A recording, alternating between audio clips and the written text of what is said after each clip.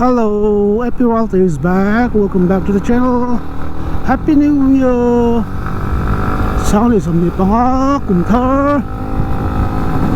Happy Walter channel subscriber là viewer zong te.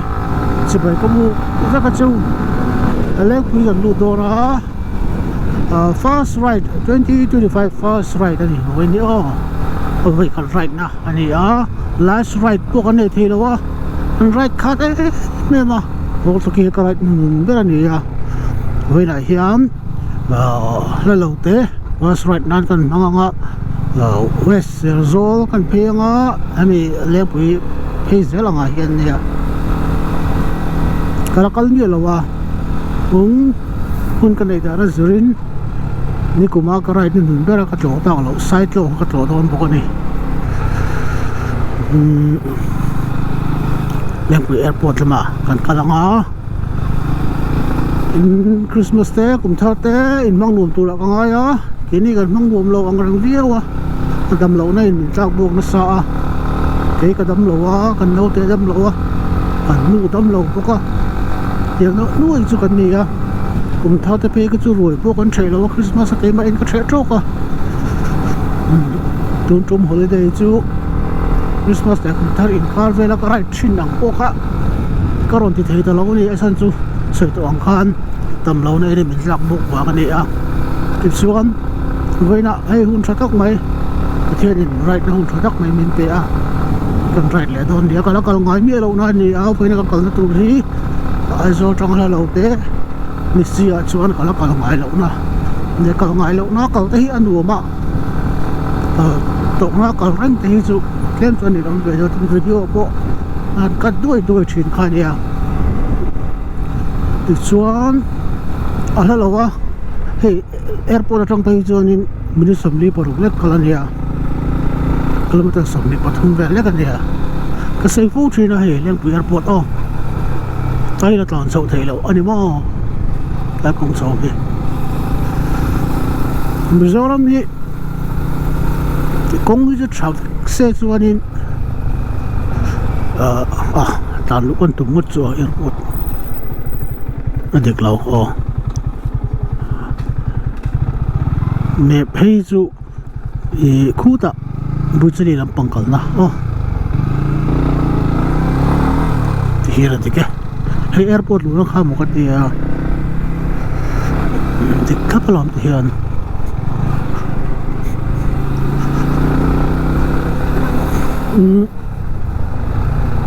thì cái xe lại bốc xe lại tổ ya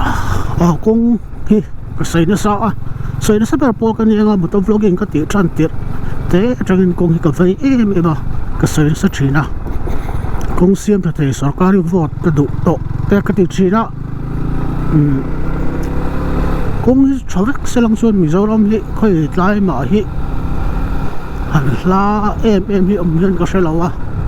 nói em biết mày công chặt tắc cái này kun hi ngại em này thì cho nên sai to ô hồ tụi kia cả hắn cả cái thể tao lo rồi rất là cả chắc em rằng với này hiện ôi sự do cần thêm phép tăng chỉ hi lom tràn har boulder pha black top lại xí lộ hi pha lỗ tụi nó tiền dùng cái thứ về đi nào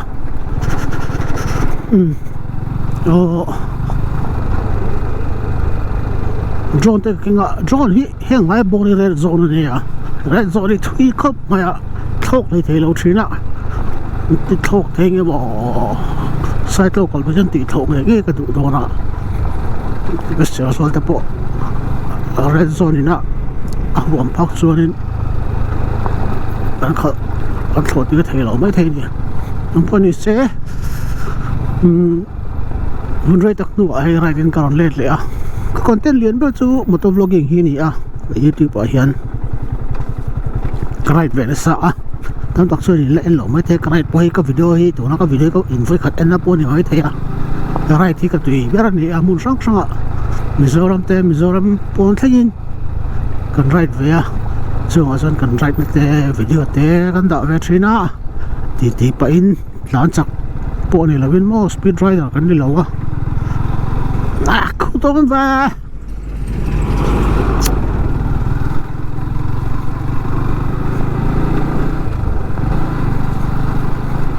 chúng ta chú này cái video chú mà sẽ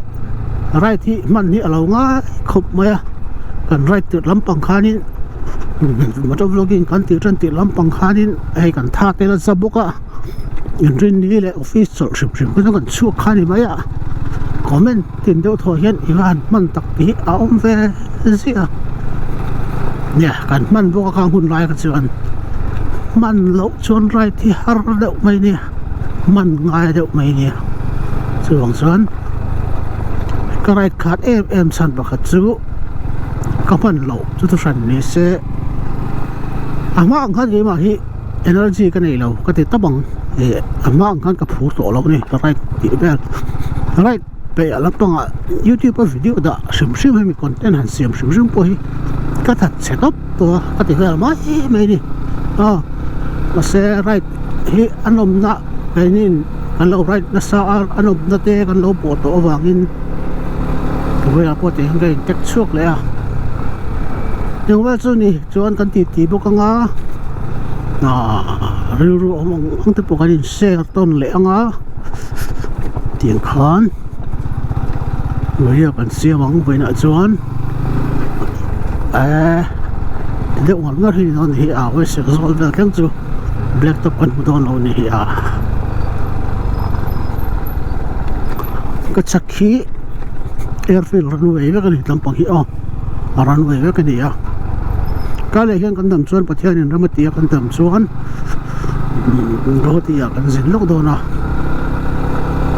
chúng ta bắt xuân video làm xem có tụi mong dính na video mà anh bắt đầu anh lấy ngay lười nung sa té hi đàn phật lười nung sa té hi đàn phật lậu bấm tu đại nam mô manga mình phật là lậu lên quỳ branch vậy nhé tàn lệ thấy lậu anh lười ngay lẹ đấy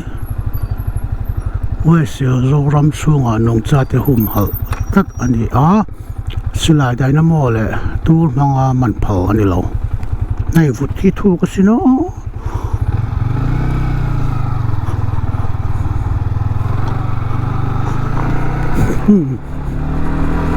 hết cái gì đi lúng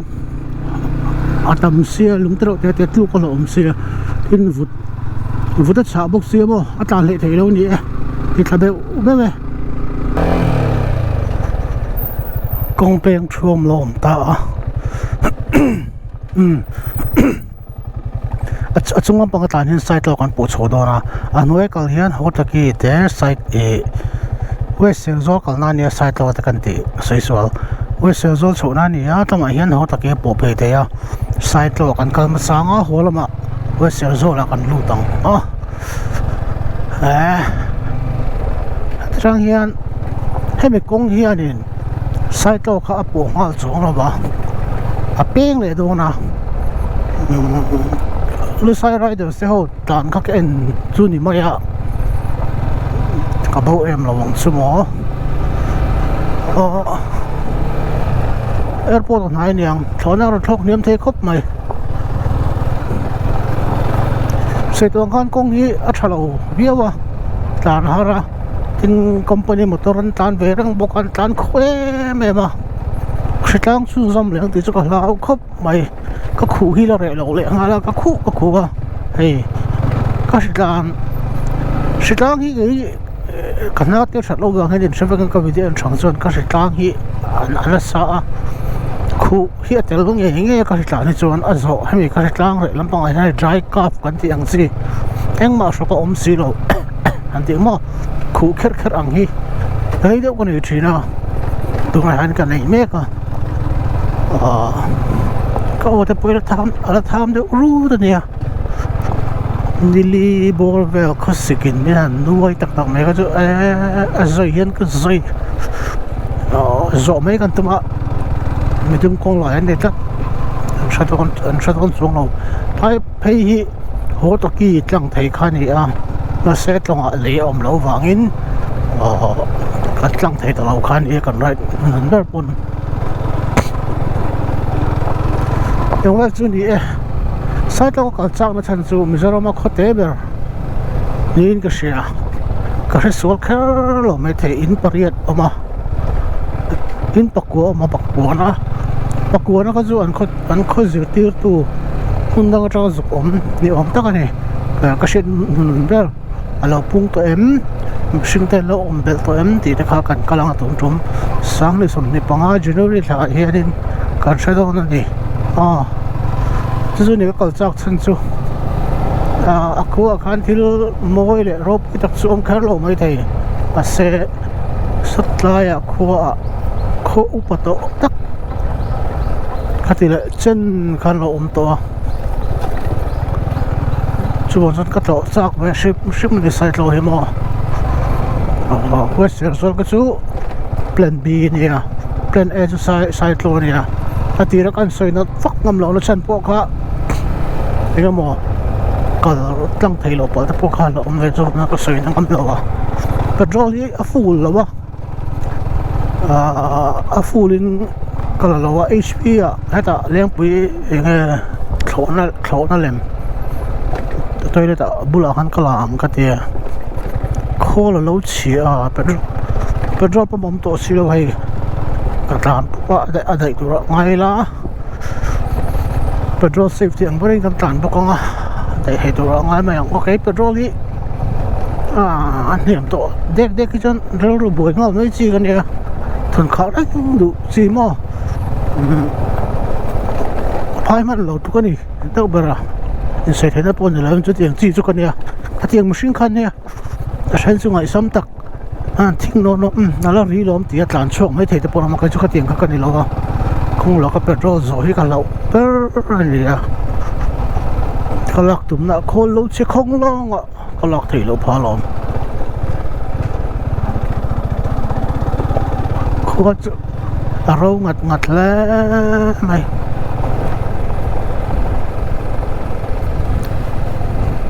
rai lo na rai to boka kan ding sek mai lo dak rai na kong lo nuam te chiam lo bong nen heting vera ti hian o hi khur thina o bo mi ron che lo thei si lo a tam takin i o khur ti khati hi mi ron ti khur thina kong chia chonin nangli po tangula akhur thawang ti ta kan soi le mai nge ta soi le pa takin i o khur na sel tok te in ron ti le pa takin avan moi ve tap maya etaken company oma site lo hi karin aina peng ka thleng hara me pikan en le lokang e o amoi sino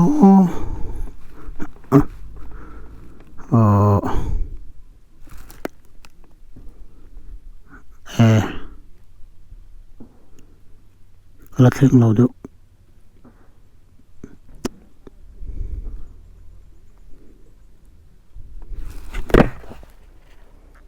tu na ko na la hi la por site lo tu tla hin ta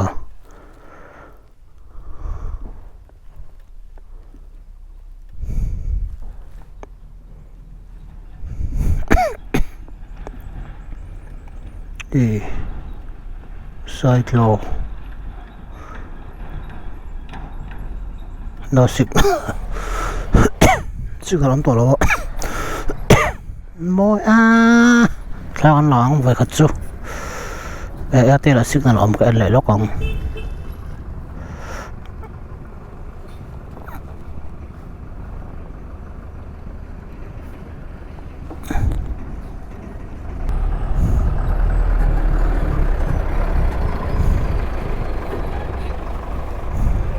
video thao con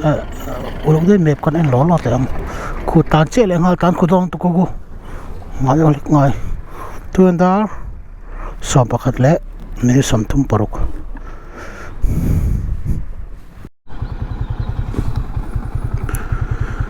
khu tra mấy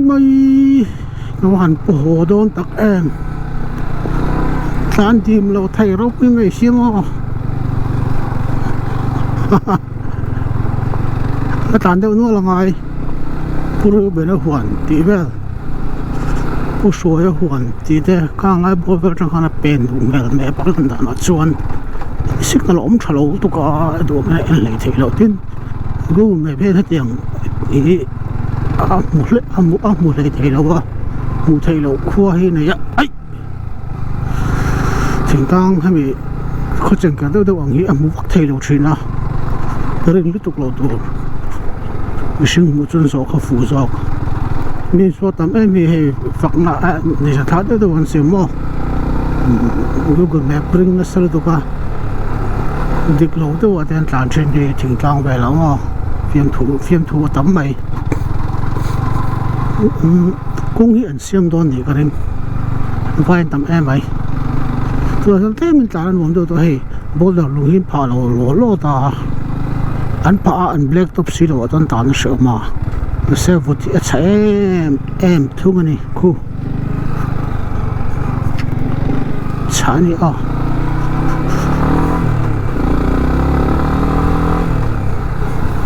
tiền đá mất trả đi nó cóp mày em mày bỏ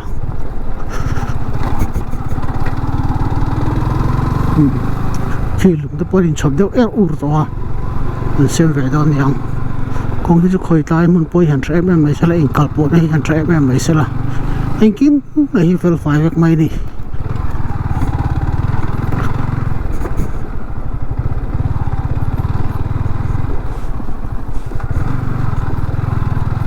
này phone mong signal trả đi đó như tai chứ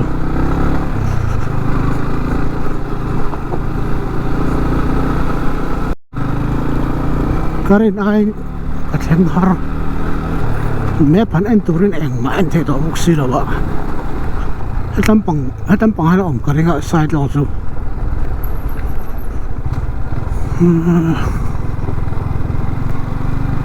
cái này là đại biểu một nhà của em ạ cũng sum mà dân lòng sum lo xe này thì nó đã sum mà Mahindra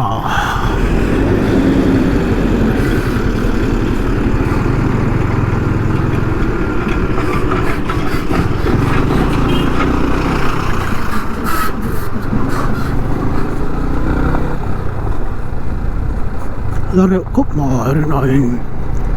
đó số một đi lên về đón tổ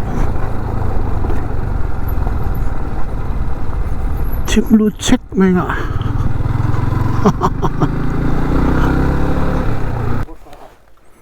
lo concrete này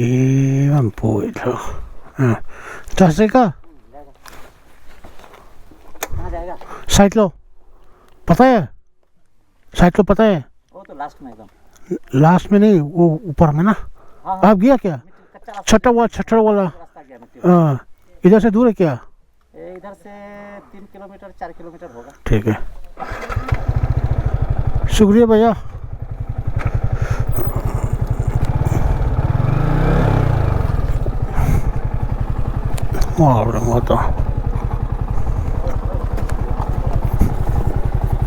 थोड़ा टानिए भैया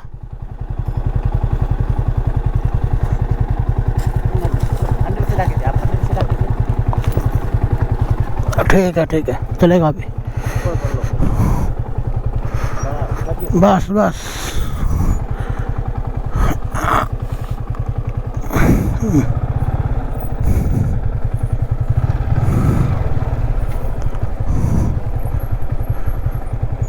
hello chú là chỗ ở trong đó này是为什么in January này dạng này separate so besar itu kami tối yang rừng bốc xí mà tiếng chưa về khẩn văn kita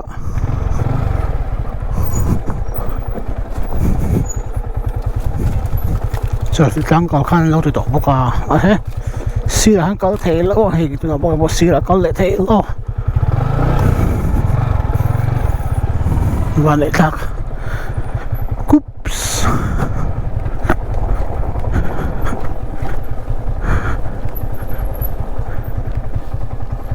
mi kong peng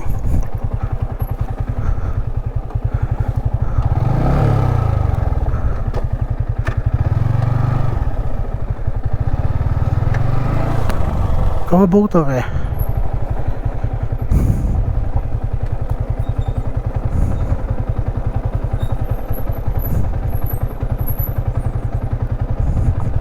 còn chuyện nào bây giờ tôi lại phang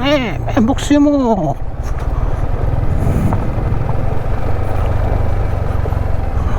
không phải không cần giọt chuyện này không biết à ये रास्ता कहाँ जाता है रास्ता कहीं नहीं जाता है, आगे स्टॉप है। आगे स्टॉप है क्या क्या इधर क्या करते हैं आगे रास्ता नहीं है। नहीं है ना साइकिल आपको पता है वो छोटा गांव ऊपर में ठीक है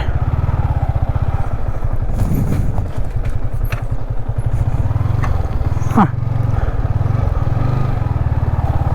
पेंग हो नहीं है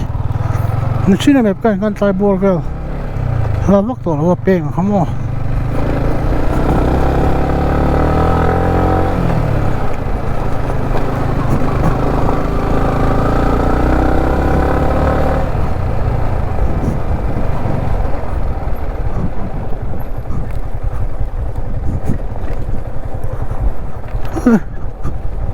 taruh lebe aku nain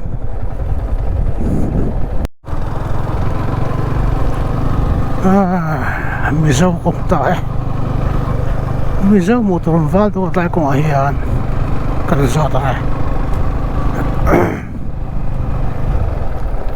kabu sai tu pengi la lain sai tu pengi ala lain sai tu kuah apeng anh mới cụ thể công xếp ra lại bên khai mi, vài ba khăn công tổ bắt đi,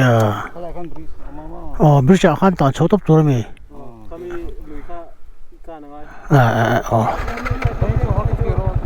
anh mới hết tiếng thông tin thì cái gì à tàn lụt thế thì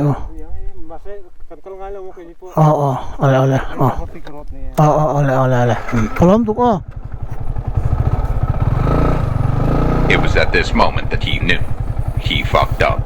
Phải không biết chưa con tổ bốn triệu. Anh bút cái bây giờ con bút cái rồi tổ lô bây giờ đang xuân hốt cái rồi ta truy tố cái thằng đó này à tí gì đấy trở về đây nghe mau cho vật trở về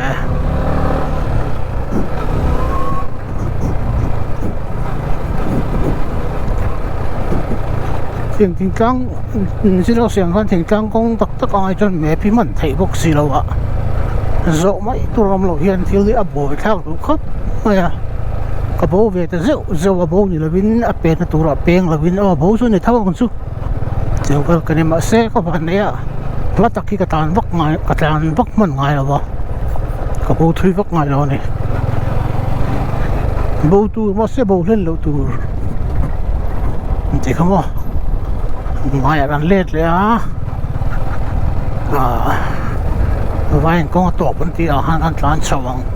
cái ring rẽ cái này cái tai cả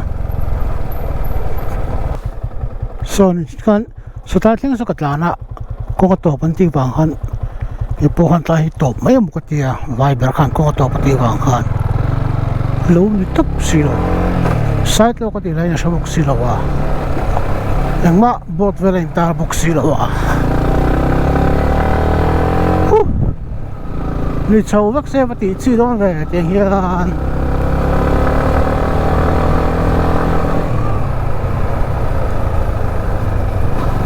da som pati le bulu samli pare dar khat bol va le so mai dang ni kilometer thu le vai pa khan amona ti tur kan le chong la kan am rei over don song lo boka cái máy cái mình mỏ lẩu sườn sườn vẫn cái này đi chứ enjoy đâu tàn nó cái đồ sườn sườn ba nụm tục cái chỗ đi đồ anh phai đồ chân về chỗ đồ công sự人睡觉人还得到，nụm tục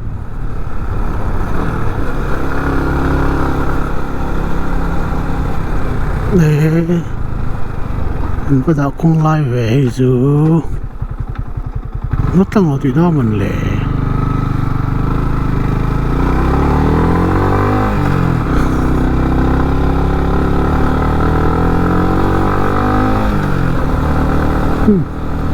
em sợ phải vắt mấy ăn GoPro bị trên tay lũ mạnh cái thằng